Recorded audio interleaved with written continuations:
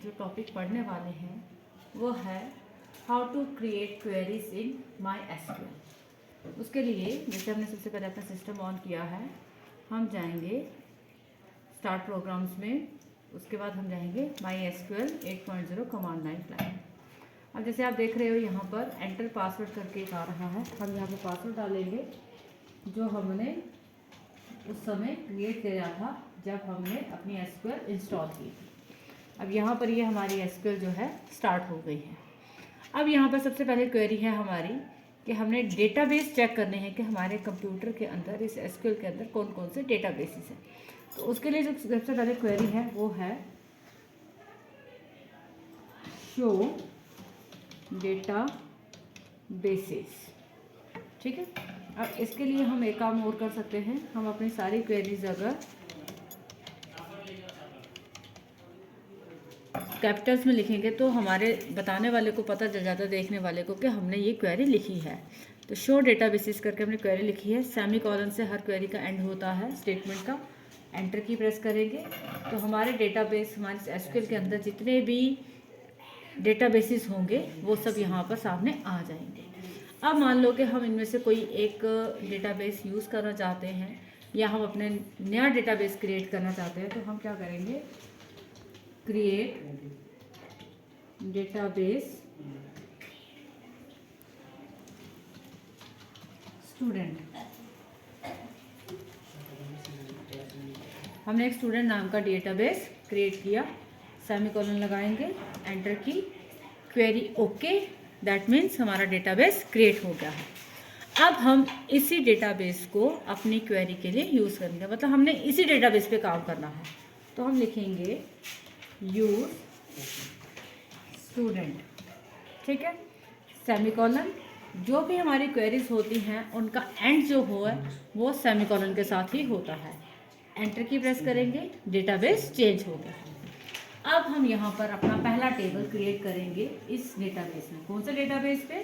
Student database में। तो हम क्या लिखेंगे, CREATE, ये हमारी जो है एसक्यूएल की कमांड है, क्रिएट टेबल। अब हम यहाँ पर टेबल का नाम देंगे, मान लो कि हम एम्प्लॉय टेबल का नाम दे दिया। जब हमने टेबल का नाम दे दिया, यहाँ पर ये देखिए हमने ये टेबल का नाम दिया है, ठीक है। इसके बाद अब हमने इसके कॉलम्स बनाने हैं, क्योंकि क्या होता है कि जब, जैसे एग्जाम्पल मैं बताती हूँ आपको,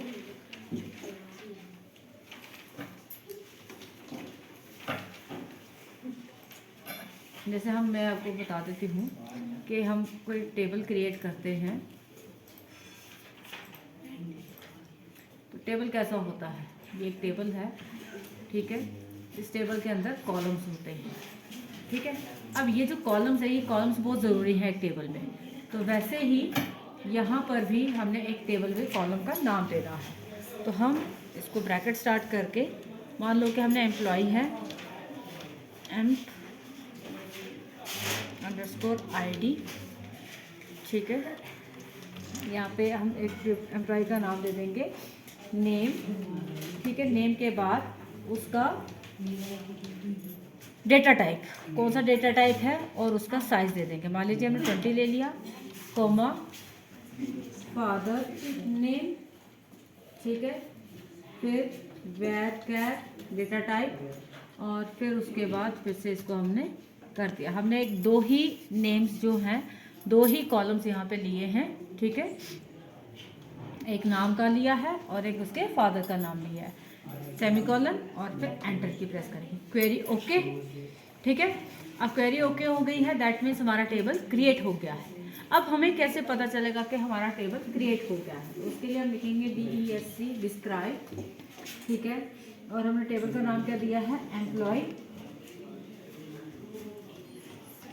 ठीक है, सेमीकोलन, एंटर। अब देखिए जैसे कि यहाँ पर हमारा टेबल क्रिएट हो गया है, जिसमें फील्ड के नाम है नेम और फादर नेम, टाइप आगे varchar, that means data type जो हम यूज़ करने वाले हैं। नल वैल्यूज़ हैं, मतलब ये भी कोई भी यूज़ नहीं की है, की कोई भी नहीं है।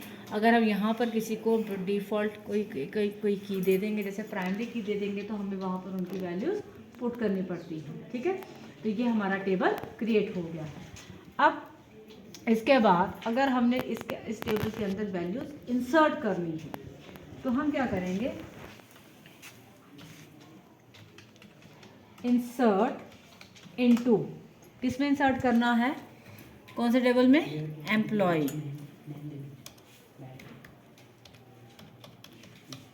एम्प्लॉय, ठीक है, इंसर्ट इनटू एम्प्लॉय। एम्प्लॉय में क्या वैल्यू इंसर्ट करना है, वैल्यूज, ठीक है। कौन सी वैल्यूज करनी है, अगर हमें अपने अब नाम देना है, पहले नेम देना है, फादर नेम देना है। जो नाम देना है वो कोट्स में देना है, सिंगल कोट्स में। जैसे नेम आ गया, मान लो कि हमने दे दिया नाम नरेश, ओके, और ये सिंगल कोट्स, फिर कॉमा, फादर नेम देंगे, मान लो कि हजूर चंद नाम उसके फादर का दे दिया, और ये भी सिंगल कोट्स में ही जाएगा, ठीक है। और उसके बाद एंड की पे जाएंगे हम, ब्रैकेट क्लोज करेंगे, सेमीकोलन, और ये एंटर, क्वेरी ओके, ठीक है।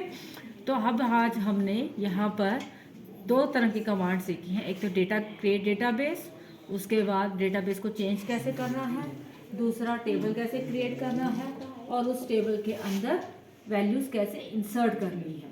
तो आज के इस सेशन में हमने ये सब सीखा है। Thank you very much.